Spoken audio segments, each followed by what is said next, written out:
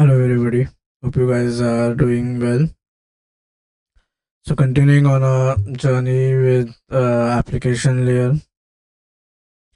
Today we are going to study some client side security, right?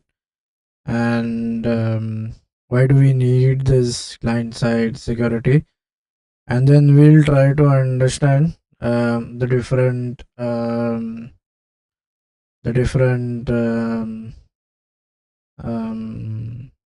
ways to do a client side security.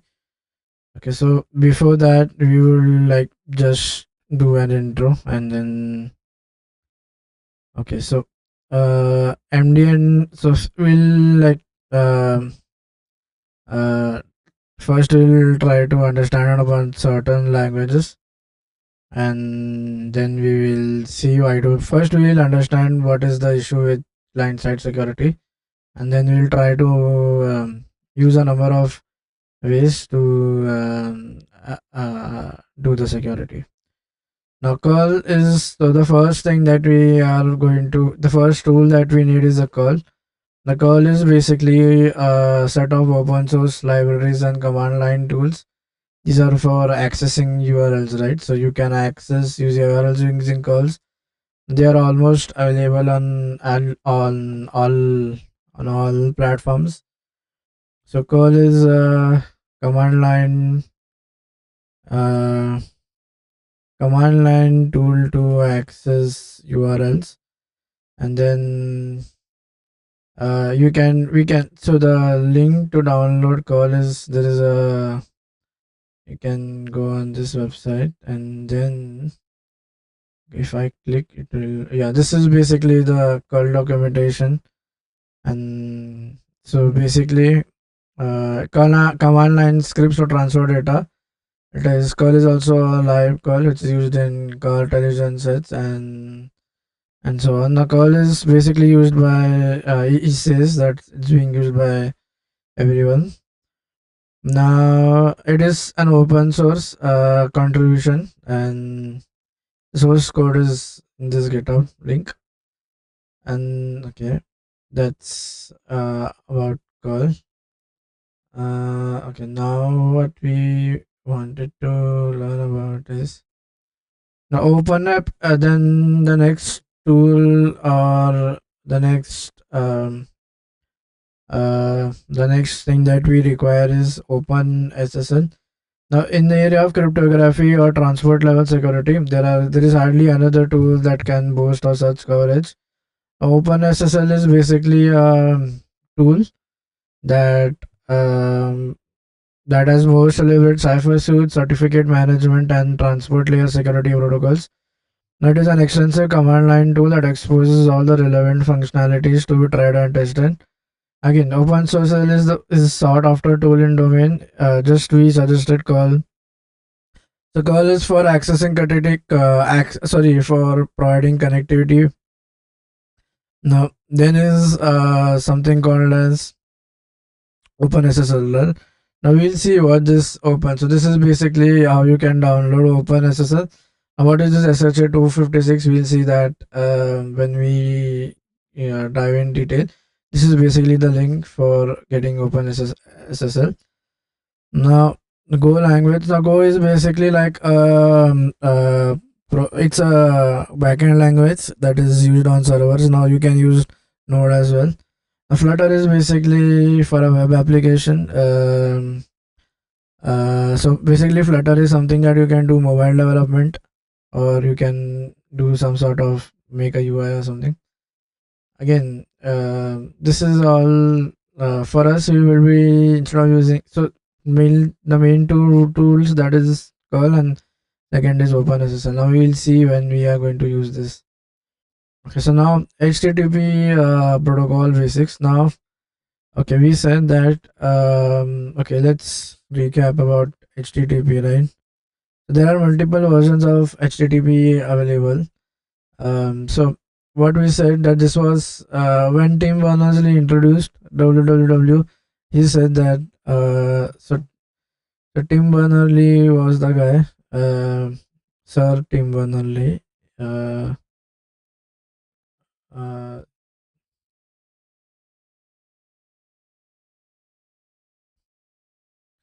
Now he introduced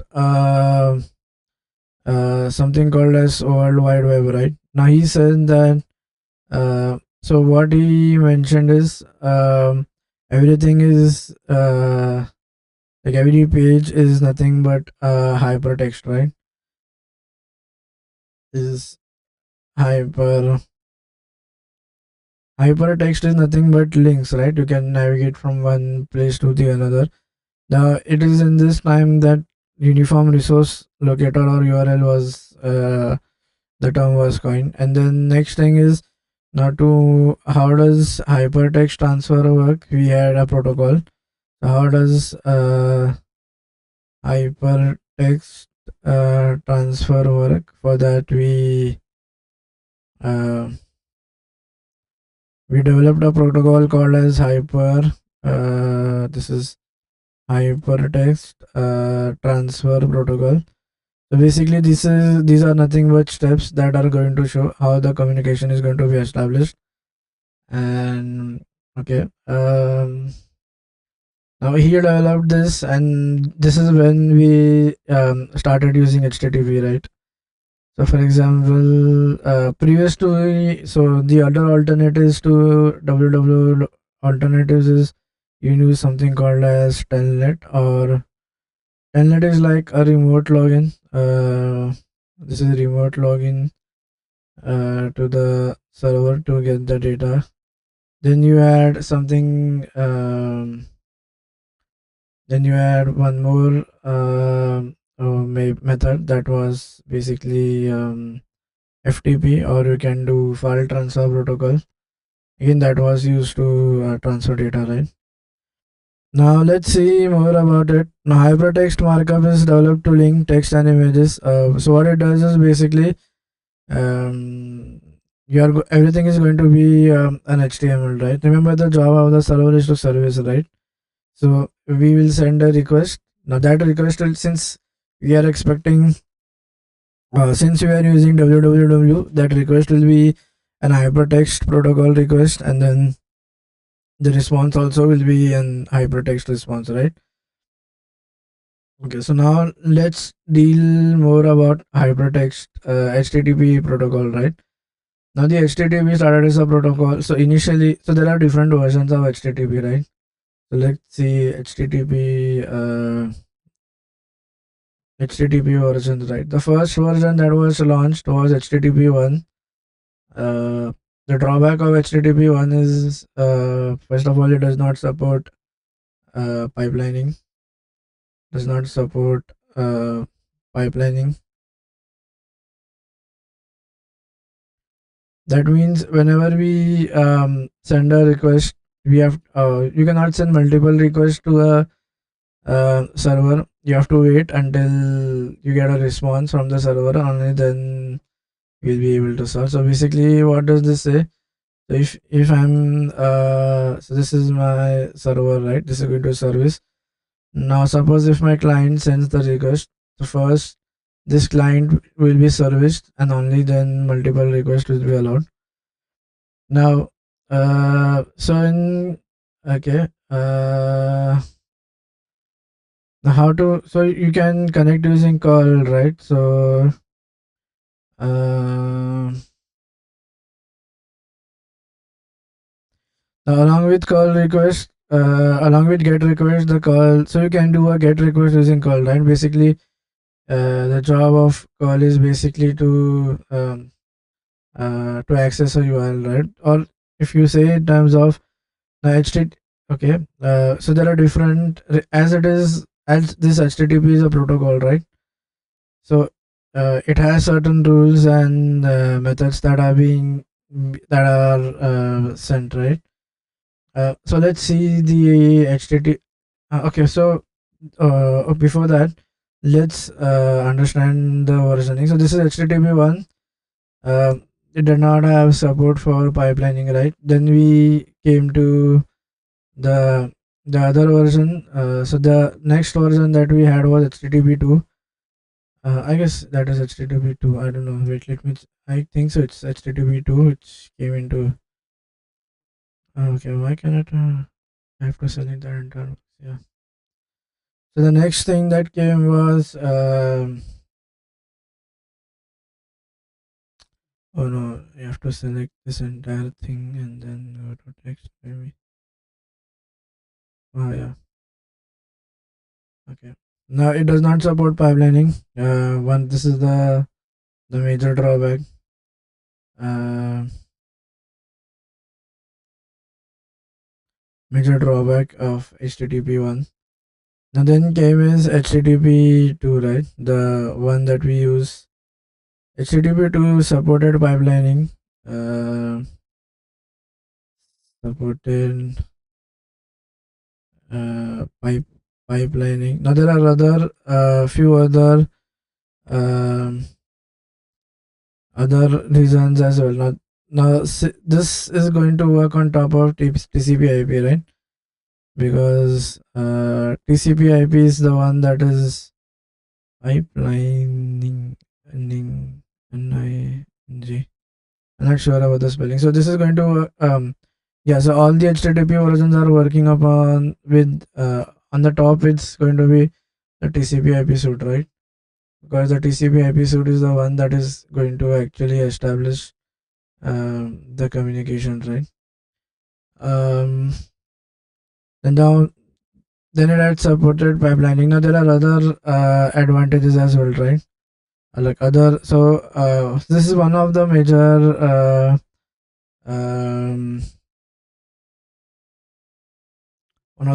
advantages. Now wait, now let's see. There is something about connection as well. Okay. Now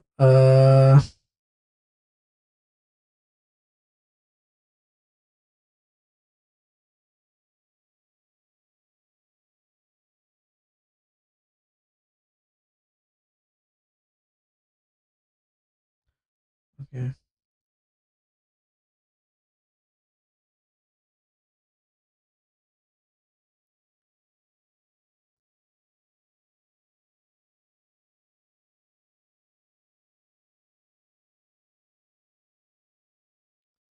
Uh,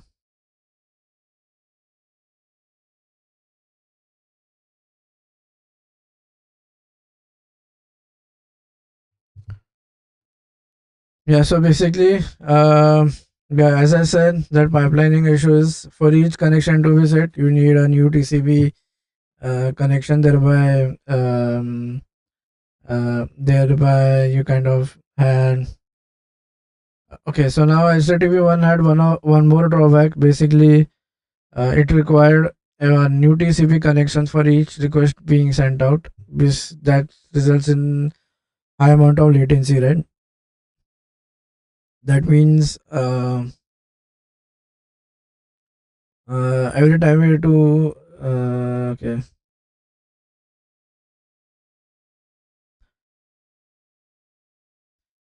let's see this thing. Let's now he's saying that it requires a new TCP connection, right? Okay, let's see. What happened was yeah.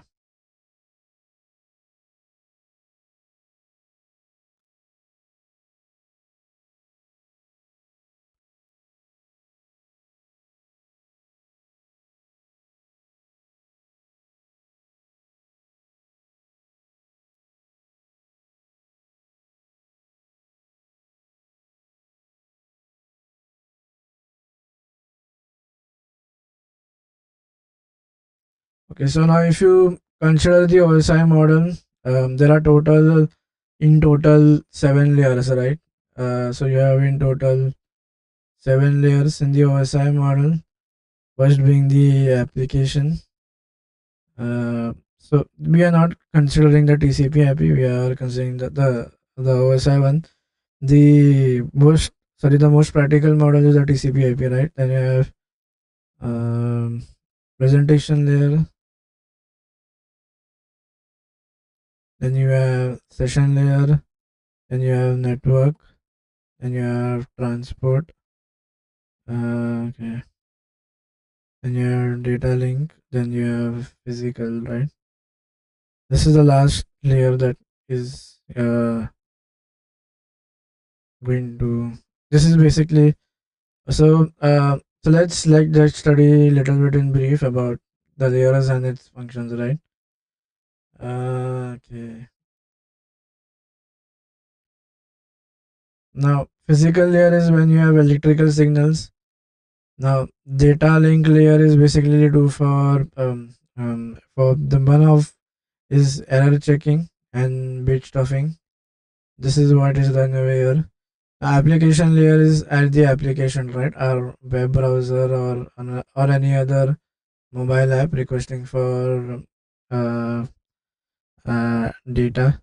Now, network layer. Now, this is when we have the concept of IP addressing. Now, transport layer is when we actual connection is established over here, right? So we need. Uh, this is when the actual connection comes into picture.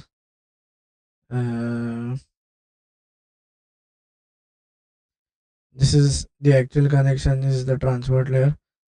Now, presentation is basically a way to represent data, right? Because when we are passing down data from the application to the presentation, uh, the data actually so I mean, if you see at the receiver side, this is still at this layer, we still have one and zeros, right? The application cannot understand this, right? So we are converting into proper data formats. This is like proper data format. Now session is like so you might say, why do we have session if you have if the actual connection is established by TCP, right? Uh,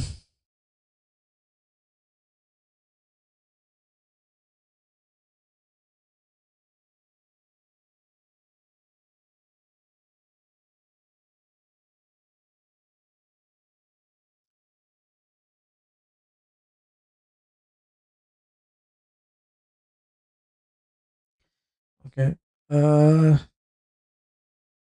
Yeah, so this is when you have the direct channel being developed. A session. So for example, you need to maintain a session, right? For example, so you have every other issues like our login status, whether we logged into the website or not. Then, for example, cache, or for example, the card that we have, and sometimes it says, right, your session expired. So this is all going to occur at our session layer. So network layer is basically where we do. The reason we have a session is because trans TCP is stateless. There is no state present in here. Every connection is independent, right? So, however, so by every connection is means that means when we close our browser and we come back again, we need to establish, right? So this session layer maintains that session so that it will check that have we previously logged in, or did we have any cart or any other progress that we made in the previous connection. Now this is the transport layer. So here is when here is basically the actual data transfer is going to happen, or not data transfer. In other words, what you can say is so now this is I'm speaking when I'm in on the center side, right? On the receiver side, remember we are going to go from bottom to the top. The physical layer is where the signals will come in and will be proceeded in the exact opposite direction. Now there is one more thing that we need to understand here. Is this TCP connection, right?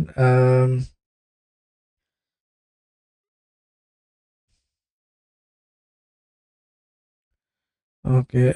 So for us to send, okay, this is basically transferring our data on wire, right? This has nothing to do with our connection. Now, okay.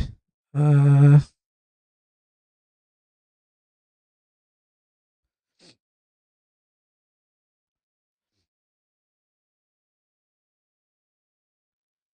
okay.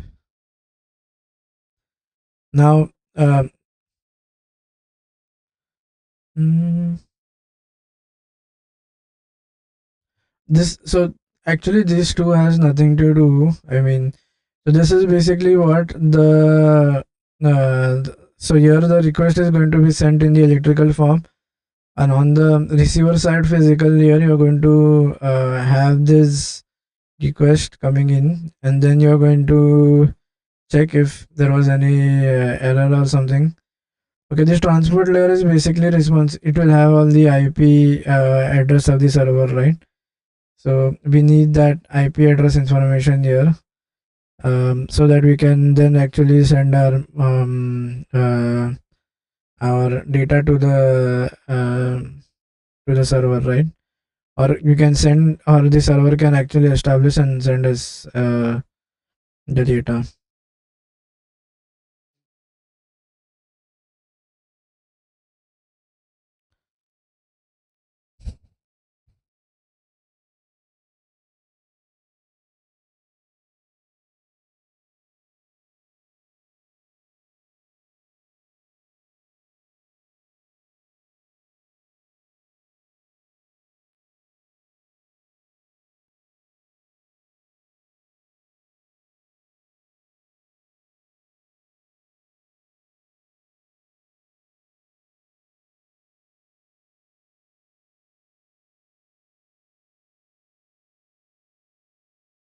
So we are coming from top to bottom, right? So uh,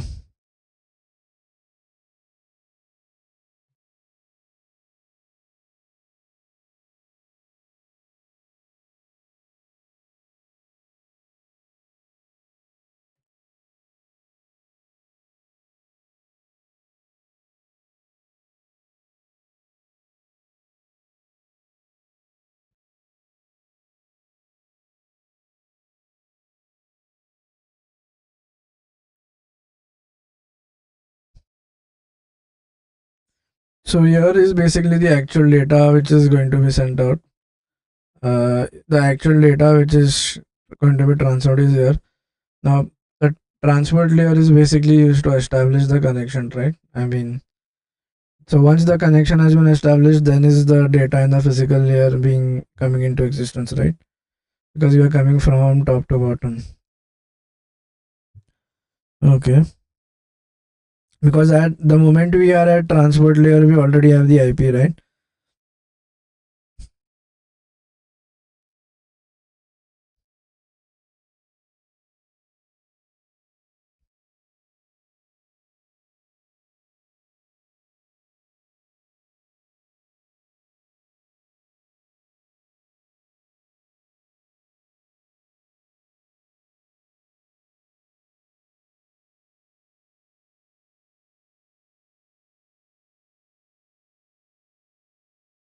Yeah. So this is where we actually so this is the connection here is established. Now once it makes sure that a connection has been established, then we do the error checking, and then we send or start transmitting the data.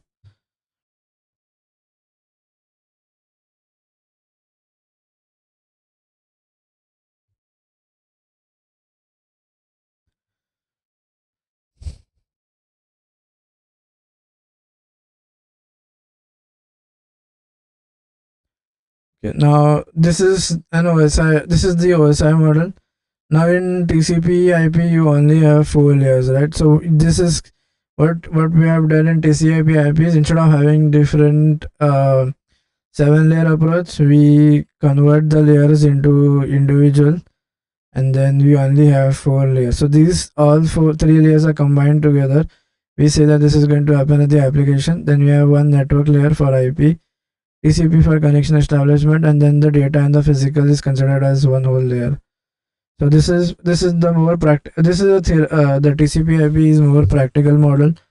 However, the OSI model is just like a theoretical one, which is basically to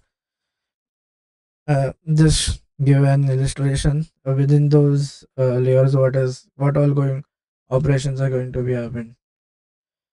Okay, so now here is when we'll be requesting for our web page, right? So we'll be having the application name, And then sorry, we will be having our URL or the uniform resource locator. We will enter that in our browser.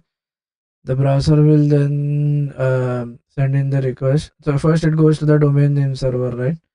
The DNS comes into picture. The DNS sends the IP. Now once we have the IP, then we are going to send this request to the server to provide us service. Then what we are going to do is basically, so we already have the IP. So this IP addition is going to take place from the DNS. You have the IP now. Now once that is done, then you need to establish the communication, right? This is when the TCP connection is going to get established. Now once that is established, then is when you're going to check for errors and send the data. Now at data layer, we also need to check, right, which so at the center side, like which device on the network is going to is sending that data. That is the responsibility all present over here. And physical is just for connecting. It's like a physical medium, right? A wire. Okay. Then now, so now the problem with HTTP one is the problem with having this connection is basically uh,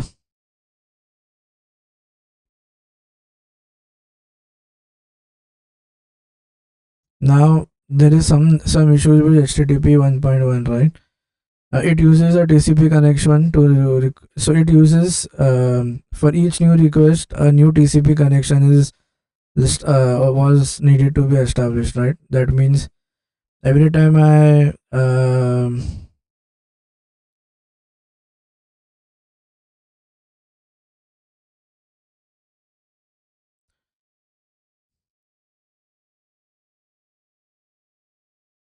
okay, so let's see the HTTP header first. So remember HTTP is a protocol, right? So this is HTTP is Hypertext Transfer Protocol.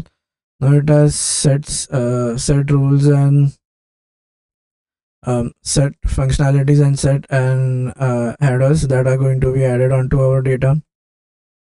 That is why the size of data what we send in here and the size of data that actually being sent is different, right? Because each layer is going to add its own header, which will take some. So header is basically like an information, right, about the different protocols or the different steps at each layer and how the communication is been established. So now let's see the HTTP header format. So HTTP header.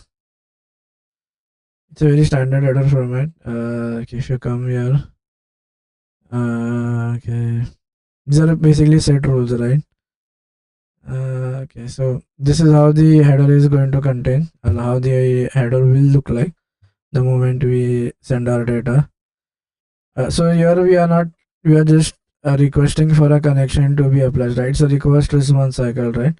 We are just saying, can you please establish a connection, or, or our client is trying to request a connection for you. Then the way it works in, we say that TCP, IP, and HTTP work in sync is because uh, so for the request to reach the client, you need the IP, right? That is the job of so that is obtained by the DNS and sent in the TCP, right? That is when you have the actual address available. So hence we say that HTTP and TCP IP work together hand in hand. Now, uh,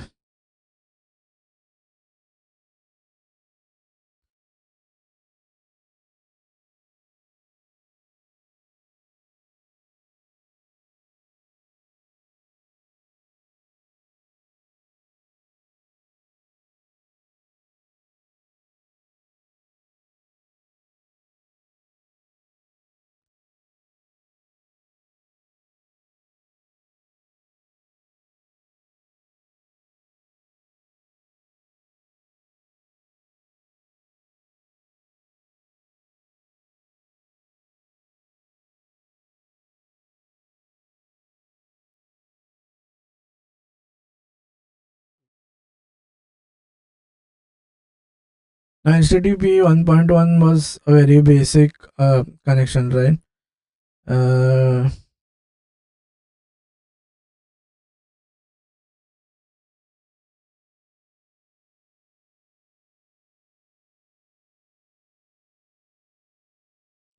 so in HTTP 1.1, suppose if you wanted a request an image, so what you would do is you would establish a new connection with the service provider or the server, right? So, so every time you want some information from the or from want some sort of service from the server, you establish a new connection, right? I mean, ideally, this is how it was designed to work, right? I mean, and or in other words, ideally, this is how it should work, right? It's very logical sense, right? Every HTTP um, needs a so every HTTP needs if this is my client. Suppose if I want to send data, right? So this is my client, and suppose if I want to send something to my or if I'm requesting data from the server, right? Now every time I request for a source, a new connection has to be established, right? So here a new connection or a new request response cycle will have to take place because there is no so initially this request did not have something called as time to live option. So you do not have, and this is 1.1. This did not have any time to live in or keep your live the connection like field option. Now the drawback is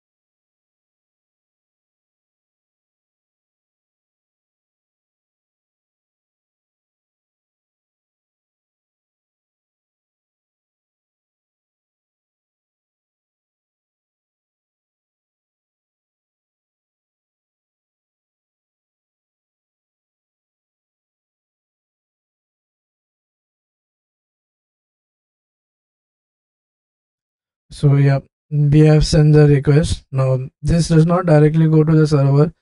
You go to the DNS, get the IP, then the request is made to the server. Now the server sends in a response, right? And it will be an hypertext content. Now once this is okay, so yeah, remember our browser or our web page these days will have multiple, so that connection alive concept is over here, right? See, remember our browser is not a static website anymore, right? You have one file for HTML, one file for CSS, and then you have one more file for JavaScript, right? You may have another other files as well. These are the basic files, right? You have HTML, you have CSS, and then you have uh, JavaScript as well, right? The problem with HTTP 1.1 is, so in the first request, I would only get this HTML file back with the response. I for one TCP connection established. Now to get the CSS, I need to send another request to the server and then get this CSS file. Another I need to request I send to a server to get this JS file. Now the problem here is, now remember the server, the job of the server is to provide service, right? Okay. The job of the server is to provide service, right? So I am not the only person who is going to request for service for my server, right? If each uh, s- so there could be multiple people requesting, right? Just imagine that if there are thousands of, or if you can say there are 1 million people requesting, when there was no to keep alive connection option, right? The problem with this is for every million connection we have to make 3 million requests, right? Just imagine the load that our server has to undergo. And what if at search time the ads, or suppose you nowadays Amazon or some other things have special deals like offer, right? Now this search could increase from 3 million to 5 million, right? Or you can say 2 million people coming in and sending in a request. That means 2 million people multiplied by 3, right? Because these three are the core components of our web page, right? So these three files are the core components, right? So the server will send these three to send these three files. We will need 6 million connections will be established, right? So this is not a very good job, and each connection will have two response cycles, right? The request and so in all you will be sending 6 million responses and 6 million requests. Just imagine the load on this server at that time. So that is not a very good option, right? To have so many requests just for being sent out for JS and HTML and for CSS. Instead, what we do is we improved this to in HTTP 1.1 itself. The later we got another version in which what you could do is we had this header called as keep alive, which came in 1.1. The thing is, the protocols above it, sorry, or the protocols below it do not are stateful in nature. I mean, are stateless in nature. You cannot remember the state in any of those protocols. So then, what we did is, oh sorry, on any of those layers. So then we added this keep alive function. So instead of having a separate request or separate request response cycles, what we did is we kept something called as a keep. Once a connection is established, you kind of had a keep alive option. And the advantage of you keeping keep alive is until the connection is alive, right? So you keep it alive for like few milliseconds, and then then you send another request for a connection creation, right? The advantages is the number of request response cycles have gone down, right? So then, sorry, the number of requests. So instead of sending 12 million requests, that is to and fro, right? 12 million. No, this is combining request and response. You'll have 6 million requests being sent out, 6 million responses being received. So instead of that, since we have a time or a keep alive option, what does it do is basically you keep the connection established for a certain amount of time. So if the file is transferred in that time period, then there is no need to establish the connection. However, if there is some lag or some delay on the server processing error, if the connection times out, then only you send, and you still need some files from the server, is only then send a request response cycle. So what we have done is we have considerably decreased the number of request and response that needs to be sent. So uh,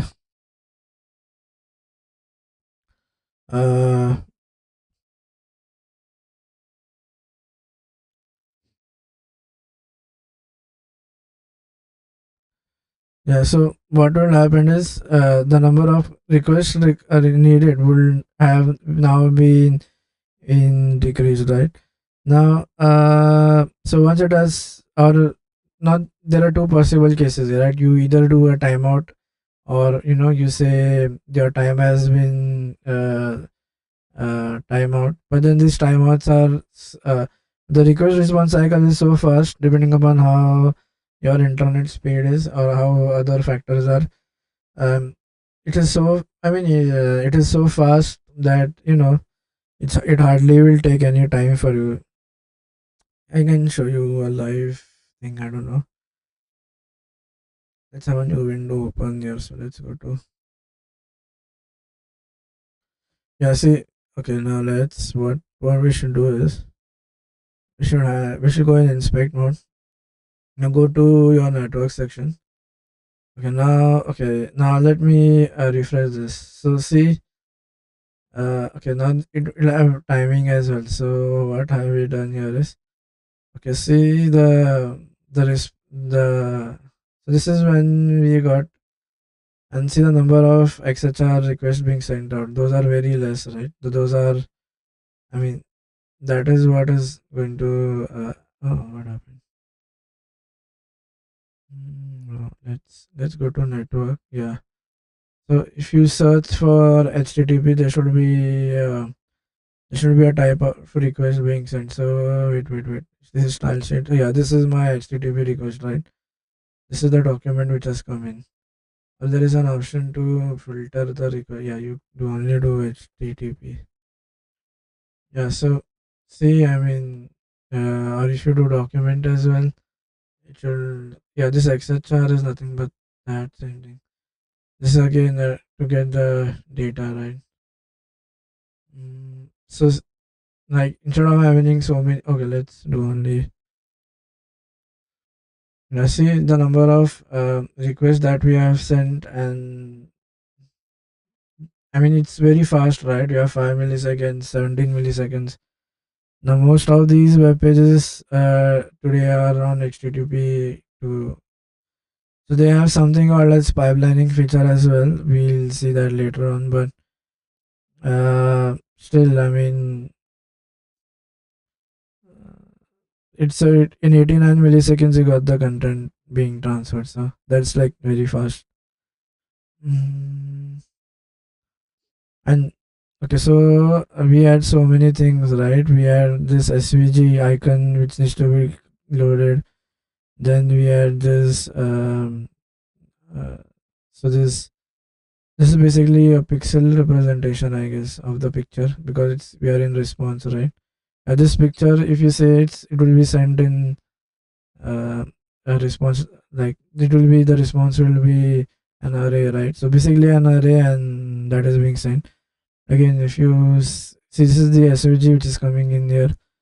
Then you have this is okay. This is again my picture for that Google logo or this logo. See, again, this is a pixel which is coming in.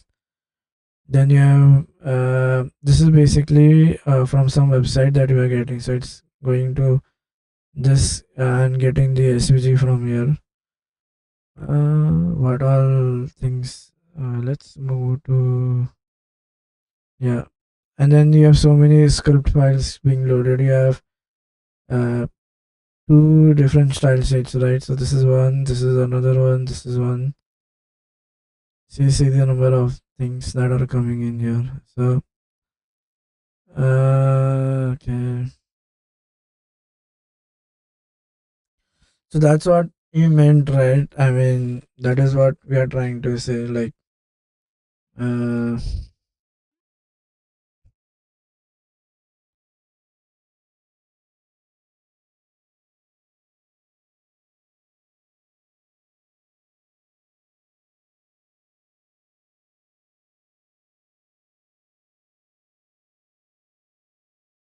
because once the TCP will be applied, then only you will be able to send data through the physical layer, right? It kind of works hand in hand with the physical layer. So once you have the TCP connection being established, then you would be sending in data using uh, the physical medium, right? So then is when your internet service provider or your internet speed will come into existence, because your internet speed is basically the speed that it takes for you to transfer to your modem or your gateway, right? After the gateway, all lines are generally the outer lines are generally made up of fiber optics these days. So and if it's not fiber optics, then they're trying to almost all lines or all providers have underground fibers running, but the fiber to the home premise is something which is still in process here in Canada.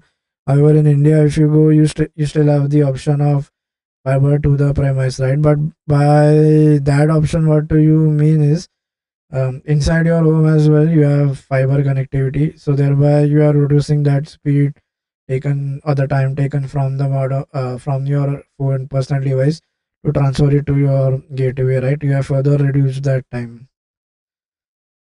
Okay, so yeah, so as I said, multiple files have been coming right now. The transfer speed of these files is basically going to be so I can say the transfer speed will depend upon how fast your computer is, right? Because at server end it is going to be very fast. I mean, the departure is going to be not that of an issue, but then yeah. So this is the transfer, right? Now, once the TCP connection is established and you have everything being taken care of, now is when you start sending these files, right? Now the speed of this uh, it will depend, right, on how your network connection is, right? If it's too low, you will see a circular thing going around and round and round, indicating that it is, since multiple requests are being sent out, the speed is low, the TCP connection is getting timed out, you are sending in multiple requests, right? So that is not a very good thing to have. That basically is a result of your slow speed, right? Now, the problem, okay, so the drawback here is still we haven't introduced something called as pipelining. Instead we did something called as 1.1 to have a keep alive header so that you can have connection. You can keep the connection active until for a certain period of time or until your data has been transferred, depending upon how like what is faster. Then you came to something called as HTTP2, right? Now, HTTP2 had these are a significance. Uh, uh, what do you say? Significance improvement was remember in HTTP 1.1, even if you had the keep alive thing, still the whatever the request comes first will be served. I mean, even though we had this keep alive header, there is still a drawback, right? The drawback or disadvantages is here. I'll show you. So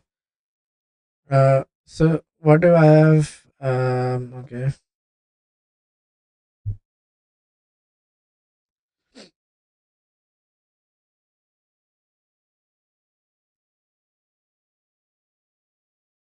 Now in HTTP 1.1 or keep alive, you have to wait for one connection to wait.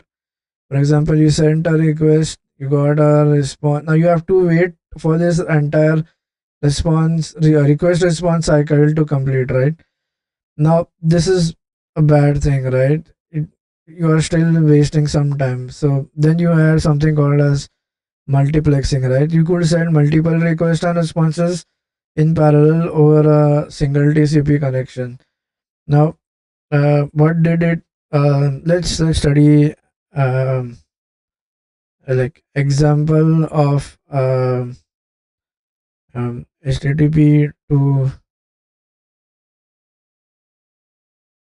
now if suppose the initial request is uh, taken. Oh no, why did I go for? Okay.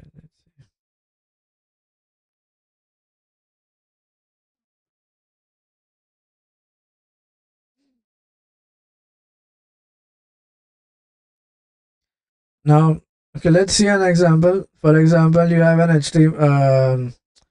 So this is a clock client, and then you have one server that is needs to be serving you. Now you have three different files being sent out, right? So now what all files I need from the server, I'll just let it out. So suppose I need an HTML file, JS file, CSS file. Okay, and then you have images being sent out. So you have two image files as well. Let's make this two. Now in 1.1, even though you had keep alive, I mean this would still need what do you say uh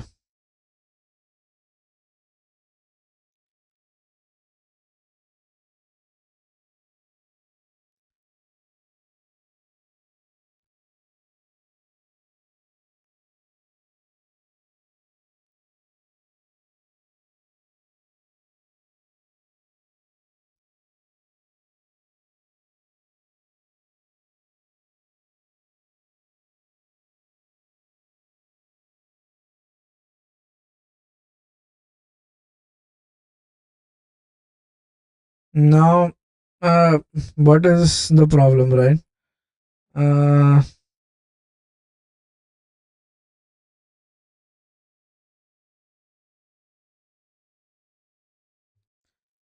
so the drawback is, so even we had this keep alive option. Suppose we sent our first request, right, to the we sent our first request to the server, and now we are waiting for some sort of response to come back. Now the problem is, what if this server is slow to respond? Although it does not have like, now this is why you didn't have Xeon processors, right? Now nowadays you have that Xeon and multiprocessing pipelining, but and other features. But then at that time, if you see, you did not have that feature, right? That those highly fast processors, right? The problem that is going to happen, or that you're going to face, is what if the first response or the first HTML, uh, what if what if the first HTML response cycle is taking too much tough of a time? Now what will happen is, this will lead up, so we won't be able to get this get this, and this you would have to wait, right? Because you would have to wait for this to get a response, and only then you would be able to send a request for this, right? So there is a potential issue, right? That means ahead of so what happens is, if you're uh, if the or if the response request cycle sent before your request, if that is taking time, then the response and request cycles below it will be stopped, right? So this is like, you're not achieving, you're still having that blockage, right? But if even if I do not complete the request response, I do something called as, you know, don't wait for it, and let this and you- this response and this response, sorry, the request being sent, and whatever comes first, we'll do that at the arrival. So the problem here is still you are blocking, right? I mean, if the request before the one which you send is taking a lot of amount of time, for example, if you are sending a JS, right, and then you have previously sent an HTML, if that request response cycle is going to take so much amount of time, uh, then what is going to happen is, in HTTP 1.1, since you had to wait for that response and request to complete, you couldn't send the other request, right? So what we did is, now in HTTP2 we introduced a concept called as, this is nothing but called as head of line blocking, right? Basically, whatever is at the whatever it is in front of you or ahead of you is blocking your request being sent out. Now the solution to this is, you got HTTP 2, right? You have something called as, you introduce something called as multiplexing, right? Now the way you would use multiplexing is, now instead of using one or instead of waiting for responses, uh, waiting for that response request cycle to complete, you keep on sending the responses, and then the moment you have the request, you kind of you store them. So basically what you're doing, first of all, the first thing that you're doing is you're reducing the TCP connections that are needed. Like in and second thing what you're doing is you're having multiplexing being working, thereby reducing, or thereby even if one is slow to respond, you can still complete the other request within that TCP specified like the keep alive time, so the HTTP specified keep alive time, so that everything is going to happen in one single TCP cycle. So you are not only reducing request response, and you are also reducing the latency or the disadvantages of the request being delayed, right? So this is is what came into existence, right? Not what came into HTTP2, right? Which was an altogether like a different ball game, right? So this is a very good improvement over HTTP1, because you are achieving both things, right? You are doing one TCP connection, and also you are doing and also you have enabled multiplexing. So it's like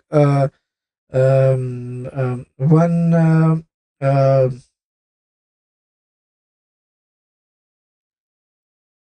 it's basically like one tier, and you have two marks, right?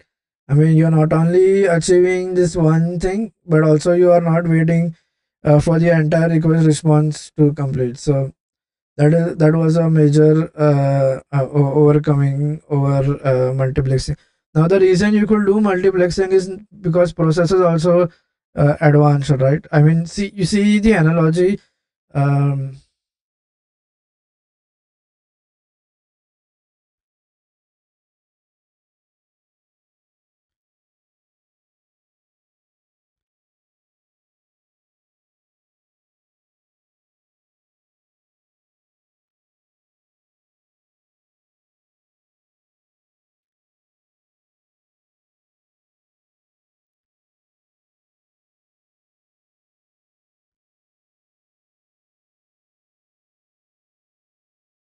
the reason you could, or the reason this advancement came is because in US you had something called as concurrency being or being into existence, right? So that, and with discovery of new backend languages, which and more better architecturally sound processors which could have pipelining, so that you could in one fetch, you could like one when you're decoding and execute, you kind of fetch the other instruction as well. So this all led to this HTTP2, right? I mean, these all improvements on the processor, on the server, ultimately resulted in we going for HTTP2. Nowadays, these days, you have server processors, server motherboards, which can do not even multi-threading. You can achieve multi-processing. That means you can have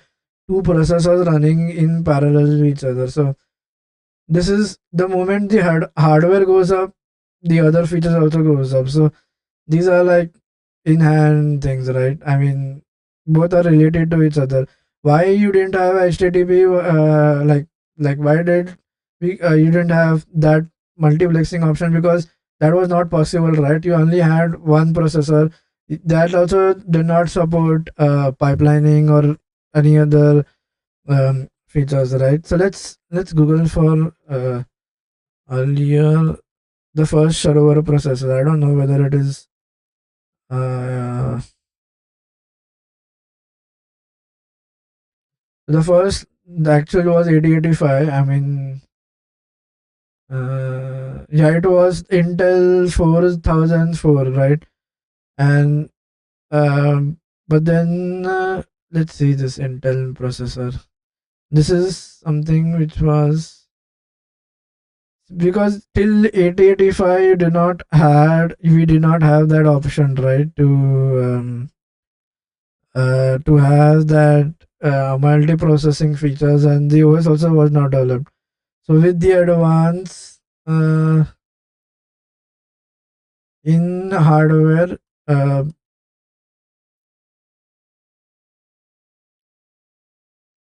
now we can HTTP protocols were also revised.